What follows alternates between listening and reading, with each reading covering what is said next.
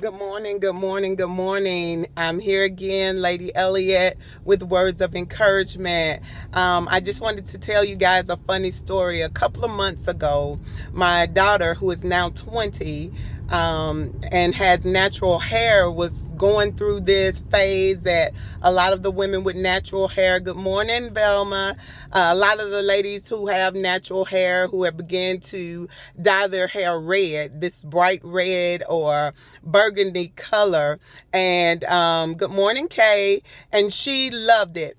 But I hated it, of course. I'm thinking, why do you have this bright red hair? And I really did not want her hair bright red. But of course, at the age of 20, we don't have the same authority over our children that we do when they're 2, 3, 4, and 5. So she went ahead with this red hair. But recently, about 2 or 3 weeks ago, she went to apply for a new job. And during the interview process, they told her, good morning, they told her that she could have the job, but that it would require her dyeing her hair. She could not work there with this bright red hair. So she came home with some hair dye and began to the process, because she couldn't just change this hair from bright red overnight back to black. But she began the process of coloring her hair back black. So I said that to say this. Isn't it funny that we will often obey man? Hi, Be Blessed from Michigan. Thank you for joining me.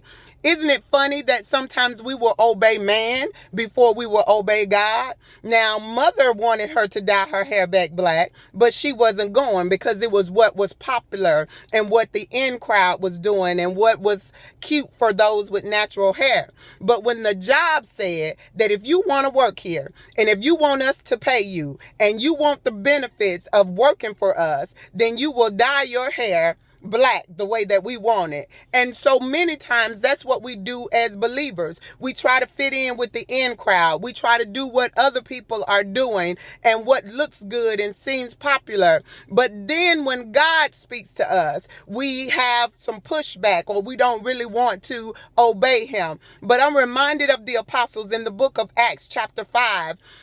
When they came up against them and threatened them about preaching the gospel. And Paul and Peter, one of the apostles, stood up and said, we ought to obey God rather than man. And so that's what we need to take from today.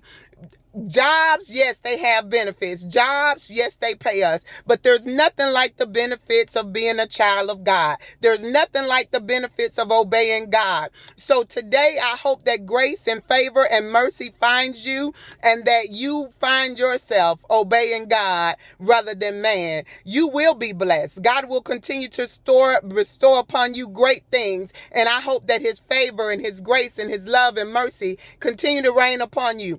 But just because it's popular, just because everybody else is doing it, just because it seems to be the end thing, does not mean that it's what God is requiring for you.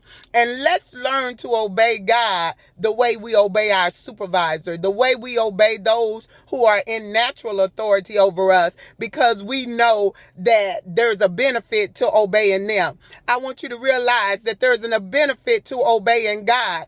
God has special blessings for those of us that obey him. He showers us down with grace and mercy, things that money can't even buy. Let me tell you something. When you need healing in your body, you can go to the doctor and he can give you some medicine, but he can't heal you. When you need favor in the courtroom, you can go and plead and throw yourself on the mercy of the court, but there's nothing like the mercy of God. So I want you today to learn to submit to the authority and the will of God. It will bless your life. It will bless you naturally, and it will bless you spiritually. Until we talk again, to all of my friends, thank you so much for joining me. I will see you, Michigan. I hope your day is beautiful. I hope it's as pleasant there today as it is here with us. We're about 71 degrees. I'm actually about to get my walk on. I need those 4.5 miles today. So y'all pray my strength in the Lord, and continue to be encouraged. And I hope you'll see me again soon. Peace and blessings.